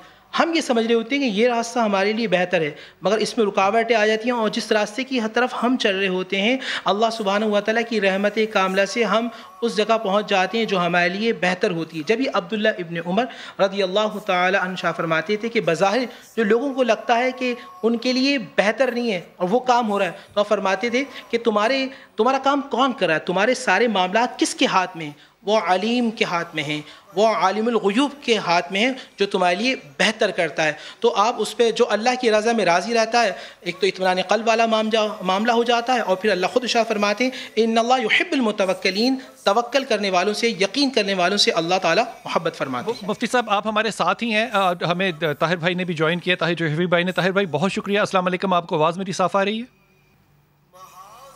جی وعلیکم السلام ورحمۃ اللہ. جی آ رہی ہے. جی مفتی صاحب کی آپ نے گفتگو سنی، استخارے کے اوپر بات ہو رہی ہے کہ استخارہ جو ہے وہ آپ فرما رہے ہیں کہ وہ سنت رسول ہے صلی اللہ علیہ وسلم، اور صحاب جو ہے وہ مشورہ بھی لینے جاتے تھے اور فرماتے بھی تھے. یہ فرمائیے کہ اگر استخارہ جو ہے کرنا کیسے چاہیے؟ پہلے تو آپ اپنی دانش میں یہ فرما دیجئے کہ استخارہ ہے کیا اور اس کو کیسے ادا کرنا چاہیے. بسم اللہ الرحمن الرحیم. الحمدللہ رب العالمین والصلاة والسلام علی سید المرسلین وعلی آلہ واصحابہ اجمعین. بلال بھائی، استخارہ ہے اللہ رب العزت کے سپرد اپنے کام کو کر کے اللہ تبارک و تعالیٰ سے رہنمائی چاہنا. استخارہ نہ فرض ہے نہ واجب ہے، سنت ہے، اور اللہ کے نبی صلی اللہ علیہ وسلم نے اپنے اصحاب کو اس کا وقتاً فوقتاً جب کسی نے آ کے پوچھا تو حکم دیا کہ آپ استخارہ کر لو. اب ہمارے ہاں بدقسمتی ہے، آپ جانتے ہیں ماشاءاللہ آپ کے علم میں، ہمارے ہاں تو استخارہ ایک کاروبار کا بھی نام ہے نا، جگہ جگہ دکان کھلی ہوئی ہے، اور لوگ یہ سمجھتے ہیں کہ فلاں کو ہم نے 500 روپیہ دے دیا وہ ہمارے لیے استخارہ کر دے گا. جبکہ حقیقت حال میں استخارہ تو آپ کا اپنے اللہ سے رجوع اور اپنے اللہ سے رہنمائی طلب کرنا ہے، اور وہ یہ ہے کہ آپ 2 نفل پڑھ کے اللہ تبارک و تعالیٰ کے ہاں. حافظ صاحب، آپ کو نہیں لگتا کہ اس میں کوئی اسپیشلائزڈ لوگ ہوتے ہیں جن کے پاس جانا چاہیے کہ یہ ہمارے لیے استخارہ کر کے دے گا، یہ ہمیں بتائے گا کہ یہ ہو سکتا ہے نہیں ہو سکتا؟ بلال بھائی ایسے تو یہ چونکہ موقع نہیں، لیکن میں آپ کو حلفاً کہہ سکتا ہوں کہ اس کے لیے آپ کی ذات سے بڑھ کر کسی کی ضرورت نہیں. ایک ہے رہنمائی لینا، جیسے میں آپ میرے سے زیادہ علم رکھتے ہیں بہت سی چیزوں میں، میں آپ سے رہنمائی لے لوں، مشورہ لے لوں، لیکن اگر کسی نے استخارہ کرنا ہے تو استخارہ تو جو ہمیں سنت رسول صلی اللہ علیہ وسلم اور اصحاب رسول و اہل بیت سے ملتا ہے وہ تو اتنا سادہ ہے کہ ہر شخص، اور یہ اپنے اوپر اعتماد بھی ہونا چاہیے نا. میرا اللہ کہتا ہے کہ انا ظن عبدی بھی، میں اپنے بندے کے گمان کے ساتھ ہوں. اگر میرے رب کے ساتھ اتنا بھی گمان نہیں ہے کہ میں اس سے پوچھوں گا، اس سے رہنمائی مانگوں گا، وہ مجھے رہنمائی نہیں دے گا، یہ میرا بھی گمان نہ ہو، تو پھر تو مجھے اپنے ایمان اور یقین کو ٹٹولنا چاہیے نا. تو یہ بڑا سادہ ہے. میں ایک مرتبہ کسی نے وزیر اعظم لگانا تھا تو اس نے کسی صاحب کو کہا رات کو مجھے استخارہ کر دو، یہ ماضی قریب کی بات ہے. تو کوئی اس کا دوست چلا گیا، اس نے کہا کہ کتنے نام ہیں؟ اس نے کہا 3 نام ہیں. تو اس نے کہا یار یہ میرا دوست ہے، اس پہ ذرا شفقت کر دو. تو اگلے دن اس نے جا کے کہا کہ جناب یہ جو تیسرا نام ہے نا یہی استخارے میں آیا ہے. تو اس لیے خود استخارہ کرنا، اور وہ استخارہ بڑا آسان ہے کہ آپ 2 نفل پڑھیے، اپنے اللہ سے آسان زبان میں اللہ سے کہیے کہ یا اللہ اس معاملے میں میں آپ سے رہنمائی، میں آپ کی مدد، میں آپ سے عافیت کا طلبگار ہوں، میری درست سمت میں رہنمائی کر دے. اگر آپ کو اطمینان ہو حافظ صاحب یہ فرمائیے گا کہ وہ رہنمائی اللہ کس طرح سے فرماتے ہیں؟ وہ دل کو اس طرف پلٹ دیتے ہیں، کوئی اشارہ ملتا ہے خواب میں، یا پھر خواب کی انٹرپریٹیشن جو ہے وہ کیسے کی جاتی ہے؟ کیا اصول کیا ہے مرتب ہوتے؟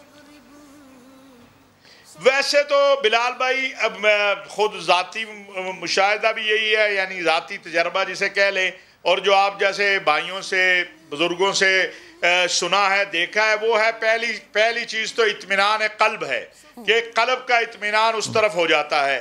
دوسرا ہے کچھ اشارہ بھی خواب میں مل جاتا ہے کہ بھئی اس طرف ہو جائے. تیسری چیز ہے کوئی خواب آ گئی لیکن وہ خواب کی تعبیر تو صاحب الروح یا جس کو اللہ نے یہ علم دیا ہو، جو واقعی ہی خواب کی تعبیر کو، اس فن کو، اس علم کو جانتا ہو، اس سے پوچھنا چاہیے.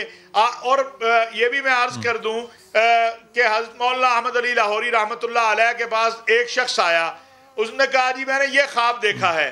انہوں نے کہا مجھے پتا ہے تو حاجت مند ہے, اب یہ بتا کہ میں تجھے وہ تعبیر بتاؤں جس سے تیری حاجت پوری ہو, یا وہ تعبیر بتاؤں جس سے تو پھنس جائے. تو اس نے کہا جی مجھے وہ بتائیں. انہوں نے کہا تو نوکری کا طالب ہے میرا خیال ہے, تو تیری نوکری ہو جائے گی. اس نے کہا جی اس کا دوسرا کیا ہے؟ اس نے کہا اس کا دوسرا یہ ہے کہ تیرے گھر کے اندر جو ہے وہ فتنہ پیدا ہو سکتا ہے. اس کی یہ بھی تعبیر تھی. تو اس لیے جب آپ خواب کی تعبیر بھی پوچھنے جائیں تو صاحب جس کو اللہ نے معرفت دی ہو, صاحب علم ہو, اس سے تعبیر پوچھنی چاہیے, اور خواب کو بار بار لوگوں میں بیان نہیں کرنا چاہیے جس طرح آج کل رسول اللہ صلی اللہ علیہ وسلم کے نام پر. مفتی صاحب آپ کی طرف یہ سوال پلٹ کے لے کے آ رہا ہوں کہ اگر تو میرے دل کو اللہ تعالیٰ نے اس طرف لگا دیا کہ میرا دل وہ کام کرنے کو چاہ رہا ہے, تو یہ تو بات مجھے واضح ہو گئی. لیکن اگر میں خواب دیکھتا ہوں, اور مثال دے رہا ہوں کہ اگر خواب میں پانی دیکھتا ہوں اور میں نے شادی کرنی ہے, تو پانی دیکھا میں نے, تو میں اس کی انٹرپریٹیشن کیسے کروں گا, یا جب کوئی کرے گا تو وہ اس کے لیے کیا اصول مرتب کرے گا, کس کا حوالہ بنائے گا کہ اس پانی کا مطلب شادی کرنا ہے یا شادی نہیں کرنا ہے؟ بسم اللہ الرحمن الرحیم. دیکھیں بلال بھائی, یہ پہلے جب بھی خواب آئے تو آپ جو اس کی علم تعبیر جو جانتا ہو اس سے رجوع کریں, ورنہ پھر یہ اطمینان قلب کا معاملہ ہوتا ہے کہ جب آپ قرآن میں نا فَإِذَا عَزَمْتَ فَتَوَكَّلْ عَلَى اللَّهِ إِنَّ اللَّهَ يُحِبُّ الْمُتَوَكِّلِينَ. یہاں نبی پاک صلی اللہ علیہ وسلم کو اللہ کہہ رہے ہیں کہ اے رسول آپ ارادہ کیجئے مجھ پر چھوڑ دیں, ان اللہ یحب المتوکلین, میں یقین کرنے والوں سے سوال یہ کر رہا ہوں کہ اگر میں نے خواب میں دیکھا ہے پانی اور میں استخارہ کر رہا تھا, تو اس کا معنی کیا ہوگا؟ علمی بنیادوں پر ہی اس کا معنی کیا ہوگا, میں انٹرپریٹ کیسے کروں گا اس کو؟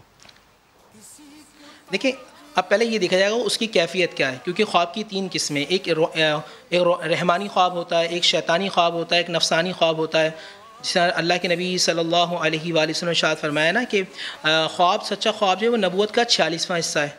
ایک دوسری بات یہ ہوتی ہے کبھی نفسانی خواب ہوتا ہے کہ جو آپ کے ذہن میں چل رہا وہ چیزیں آ جاتی ہیں. تیسرا یہ کہ شیطانی خواب ہے. تو جو اس کا فیصلہ کیسے کرتے ہیں کہ یہ کون سا والا خواب ہے؟ ہاں یہ جی بلال بھائی بالکل بتا رہا ہوں. اس کا یہ کہ جو اس چیز کا علم جانتا ہو اس سے رجوع کریں, جو عالم دین ہیں, جو مفتیان کرام, جو ایک خاص اس علم کا جانتے ہو, علم رویا سے کہا جاتا ہے. مفتیان کرام کے سبجیکٹ کے اندر تو تعبیر الاولیاء جو ہے وہ سبجیکٹ کی کتاب نہیں ہے نا کہ وہ تعبیریں بتائیں. یہ کون سا علم رکھنے والے لوگ ہوتے ہیں جن کے پاس ہم جایا کریں؟ بالکل جی بالکل. دیکھیں جو وہ کہ جو جن کا تعلق تصوف سے ہوتا ہے, جو اولیاء کاملین کی صحبت میں بیٹھتے ہیں, کیونکہ نبی علیہ الصلوۃ والسلام نے ارشاد فرمایا کہ اتقوا فراست المؤمنین فإن ينظروا بنور اللہ, کہ مومنین کی فراست سے ڈرو کیونکہ وہ اللہ کے نور سے دیکھتے ہیں. اس طرح حضرت عمر بن خطاب رضی اللہ تعالیٰ عنہ کی مثال ہے کہ آپ کہیں بہت دور ہیں مدینے کے اندر, وہاں ایک جنگ ہو رہی ہے, آپ فرماتے ہیں یا ساریہ الی الجبل, ساریہ پہاڑ کی طرف دیکھو. تو وہ لوگ کہ جن کا تعلق لدنی سے ہوتا ہے. ہاں بالکل. دیکھیں جو اولیاء کاملین ہوتے ہیں مختلف شعبہ جات ہوتے ہیں نا تصوف کے, اس کے اندر یہ بھی ایک شعبہ سکھایا جاتا ہے, وظائف کے ذریعے, طریقوں کے ذریعے مشاہدات ہوتے ہیں. بیسکلی بزرگوں کے مشاہدات ہوتے ہیں, بزرگوں کے تجربات ہوتے ہیں. مشاہدات تجربات کی روشنی میں وہ بات کی جاتی ہے. اس کا مطلب میں نے وہ جو 46واں حصہ اپنے خواب کا بیان کروانا ہے وہ لوگوں کے تجربات اور مشاہدات کے اوپر بیسڈ ہوگا, ان لوگوں کی کوالیفیکیشن یہ ہوگی؟ نہیں, بالکل ایسا نہیں. دیکھیں ایک خواب کی کافی ساری تعبیر ہو سکتی ہیں, جس طرح ابھی حافظ صاحب فرما رہے تھے نا, بالکل ایسا ہی ہے. ایک خواب کی کافی ساری ڈائریکشنز ہوتی ہیں. وہ جو اہل علم ہوتا ہے وہ بتاتا ہے کہ کیفیت کیا ہے اور آپ کو کیا پڑھنا ہے اور کیا کرنا ہے. اس کی وجہ سے آپ کی اطمینان قلب کا معاملہ ہو جاتا ہے. اچھا شادی کے حوالے سے رہا معاملہ, یہ آپ سے عرض کروں گا کہ یہ وہ کون سے مفتی ہوتے ہیں, وہ کون سے عالم ہوتے ہیں جو کہ یہ 46th پارٹ آف دا نبوت جو ہے یا وہی جو ہے اس کو انٹرپریٹ کرنے کی صلاحیت رکھتے ہیں. ان کو دیکھنا کیسے ہے, ان کو پہچاننا کیسے ہے؟ میرے پاس کیا تھرمامیٹر ہوگا کہ میں کہوں کہ یہ میرے خواب کی تعبیر صحیح بتا رہا ہے؟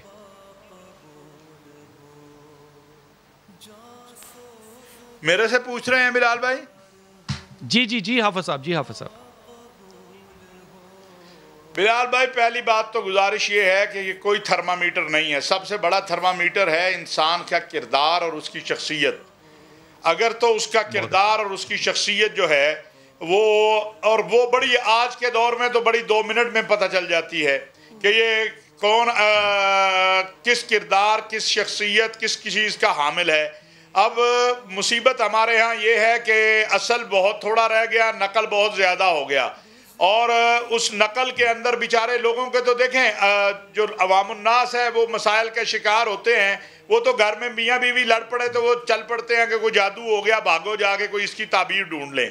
تو حالانکہ وہ تو آج کل کے حالات ایسے ہیں، باہر نوکری نہیں ہے، گھر میں بچے تنگ کرتے ہیں تو میاں بیوی کی لڑائی ہو جاتی ہے، لیکن اس کا فائدہ وہ جو 5,000 روپیہ لے کے آپ کا گھر کا علاج کرنے والا ہے، وہ اپنے گھر کا علاج کیوں نہیں کر لیتا؟ وہ آپ کے 5,000 کا کیوں محتاج ہے؟ تو اہل اللہ کو ڈھونڈنا بھی جو ہے یہ نہیں ہے کہ ہر ایک کے سامنے آپ اپنی خواب کی تعبیر بتا دیں. اس سے منع کیا گیا ہے، منع کیا گیا کہ لوگوں کو اپنے خواب نہ بتاؤ. ہاں اگر کوئی اللہ والا، کوئی اہل اللہ حلال کھانے والا، اللہ سے تعلق والا مل جائے تو اسے ضرور بیان کر دیں. وگرنہ میں بلال بھائی اپنے تجربے کی روشنی میں یہ بات کہہ سکتا ہوں، اور ماشاءاللہ آپ تو مجھ سے بہت زیادہ اللہ تعالیٰ نے آپ کو علم بھی دیا ہے، معرفت بھی دی ہے، آپ لوگوں کو پہچانتے بھی ہم سے بہتر ہیں. اطمینان قلب جو ہے نا، یہ سب سے بڑی اللہ کی عطا ہے. اگر اطمینان قلب ہو جائے تو اس طرف چل پڑنا چاہیے، پھر نہ دائیں دیکھنا چاہیے نہ بائیں دیکھنا چاہیے. مفتی صاحب ایک لاسٹ میں ایک آپ سے کوشچن پوچھنا چاہوں گی کہ کیا استخارہ دیکھنے کا کوئی وقت مقرر ہے؟ یہ کسی بھی وقت آپ کر سکتے ہیں. اور دوسرا یہ کہ اگر استخارے کا جواب آ جاتا ہے لیکن بعد میں آپ اس کے خلاف جاتے ہیں تو کیا بعد میں کوئی کفارہ ادا کرنا پڑتا ہے؟ دیکھیں بہت اچھا سوال ہے. استخارے کے لیے کوئی وقت متعین نہیں ہے. لوگوں کے ذہن میں یہ سوال ہوتا ہے اور لوگ یہ سمجھتے ہیں کہ عشاء کی نماز کے بعد 2 رکعت نماز صلاۃ الحاجات پڑھی اور دعائے استخارہ کری اور اس کے بعد رات میں سو گئے، کئی دن تک خواب نہیں آیا، خواب نہ آنے کی وجہ سے پریشان ہوتے ہیں. بات یاد رکھیے گا، استخارہ خیر طلب کرنا ہے، اللہ سے دعا مانگنا ہے، اللہ سے قریب ہونا ہے. اللہ سبحانہ و تعالیٰ کوئی اشارہ بیان کر دیتے ہیں یا جس راستے کی طرف آپ کو جانا نہیں ہوتا آپ اس طرف جا رہے ہوتے ہیں، جس کو آپ بہتر سمجھتے ہیں، اللہ سبحانہ و تعالیٰ اس میں رکاوٹیں ڈال دیتے ہیں تاکہ آپ اس طرف نہ جائیں. اور اس کی تعبیر میں آپ وہ کام نہ کریں جو آیا ہے تو اس میں کوئی کفارہ نہیں ہے، کیونکہ جس طرح پہلے ہی بات کی، نہ یہ فرض ہے نہ یہ واجب ہے. یہ آپ اللہ سبحانہ و تعالیٰ کی طرف ایک لو لگاتے ہیں، اس سے دعا مانگتے ہیں، مدد مانگتے ہیں اور اطمینان قلب کرتے ہیں. یہ بھی کمال بات ہے، پہلے اللہ سے مشورہ مانگنا ہے، پھر اس کو مانگنا نہیں ہے اور پھر اس کے اگینسٹ جانا ہے. میں آپ کو بتا دوں، دیکھیں مشورہ اس طرح کرنا ہے کہ دعا مانگنی کہ پروردگار عالم تو میرے لیے بہتر فرماتا وہ کر دے. آپ دعا مانگ رہے ہیں اطمینان قلب کے لیے کہ اے اللہ جو میرے حق میں بہتر ہے، میں نادان ہوں، اے اللہ میں کچھ علم نہیں رکھتا، تو عالم الغیوب ہے، تو علیم بذات الصدور ہے، تو علیم ہے، اے اللہ میرے لیے راستے کھول دے، اے اللہ میرے راستے آسان فرما.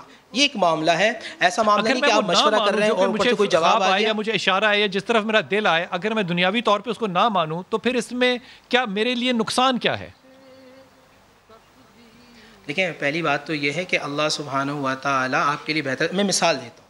اس کی مثال یہ کہ ایک بچہ سخت سردی کے اندر جو ہے وہ آئس کریم کھانے کی ضد کر رہا ہے اور اسے نزلہ بھی ہے اور والدین اس کو دے نہیں رہے، مگر وہ رو رہا ہے، تڑپ رہا ہے. کبھی کبھی انسان یہ سمجھتا ہے کہ میرے لیے چیز بہتر ہے، میرے لیے بہتر ہے، اگر میں نہیں کروں گا تو اگر مجھے نہیں ملا تو میں مر جاؤں گا یا میرے نقصان ہوگا. مگر ماں باپ جانتے ہیں کہ سخت سردی کے اندر بچے کو نزلہ ہے تو اس کے لیے آئس کریم نقصان دہ. اسی طرح اللہ بہتر جانتے ہیں کہ بندے کے لیے کیا چیز بہتر ہے، اور پھر اللہ تعالیٰ اسی طرف لگا دیتے ہیں. ہاں وہ دعا کرتا ہے تو وہ کام آسان ہو جاتے ہیں، کیونکہ اللہ سبحانہ و تعالیٰ سے دعا مانگتا ہے، اللہ سبحانہ و تعالیٰ اس کی مشکلات کو دور فرما دیتے ہیں، اس کے لیے بہتر کرتے ہیں، یا پھر اس کو صبر دے دیتے ہیں. وہ مشکل تکلیف پریشانی آتی ہے، جب بندہ اللہ سے دعا مانگتا ہے تو اللہ تعالیٰ اس کو صبر کی قوت اور طاقت عطا فرما دیتے ہیں. ٹھیک. اور مفتی صاحب یہی چیز ہے نا کہ دعا آپ کی تقدیر بھی بدل دیتی ہے، اس لیے بار بار یہ کہتے ہیں کہ دروازہ کھٹکھٹاتے رہیں، کسی ایک دن تو کھلے گا. بلال بھائی ہمارے ساتھ موجود تھے اور مفتی نور رحمانی صاحب ہمارے ساتھ موجود تھے، علامہ طاہر اشرفی صاحب ہمارے ساتھ موجود تھے. میرے پینل کا بہت شکریہ. استخارہ کیوں ضروری ہے اور کس لیے ضروری ہے، استخارہ واجب نہیں ہے، یہ بھی واضح ہو گیا اور دیکھنے والوں کو پتہ چل گیا ہوگا کہ استخارہ اگر ایک دفعہ میں ٹھیک نہیں آ رہا تو آپ اس کو بار بار کر سکتے ہیں. بعض حدیث میں آتا ہے کہ آپ 7 مرتبہ بھی کر سکتے ہیں. جس طرح وقت آگے گزرتا ہے ہم یہ سمجھتے ہیں کہ شاید جو پچھلی چیزیں ہیں وہ ہماری زندگی میں کوئی اہمیت نہیں رکھتی، لیکن ایسا نہیں ہے. ان پچھلی چیزوں کا بھی آپ کی زندگی میں بہت زیادہ افیکٹ ہوتا ہے. سیرش ہمارے ساتھ موجود ہیں، ان کی موجودگی کا فائدہ اٹھاتے ہوئے ان سے پوچھتے ہیں کہ اور کیا اپنی خوبصورت آواز میں وہ پیش کرنے جا رہی ہیں. جی سیرش. جی حافظ مظہر الدین مظہر رحمۃ اللہ تعالیٰ علیہ کا کلام ہے.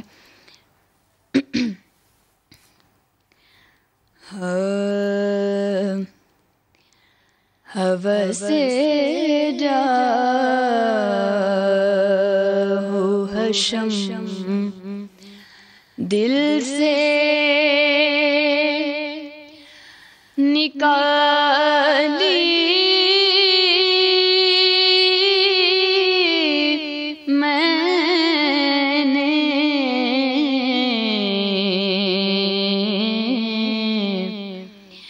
ہوس سے جا ہو حشم دل سے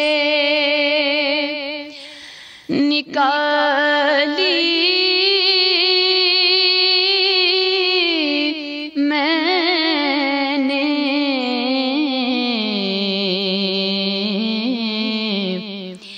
دیکھ کر شان اویسی و بلالی میں نے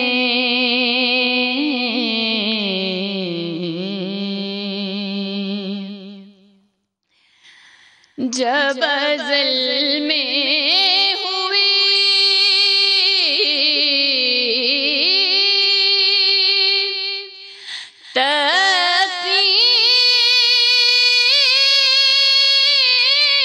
تقسیم جمال و جلوہ جب ازل میں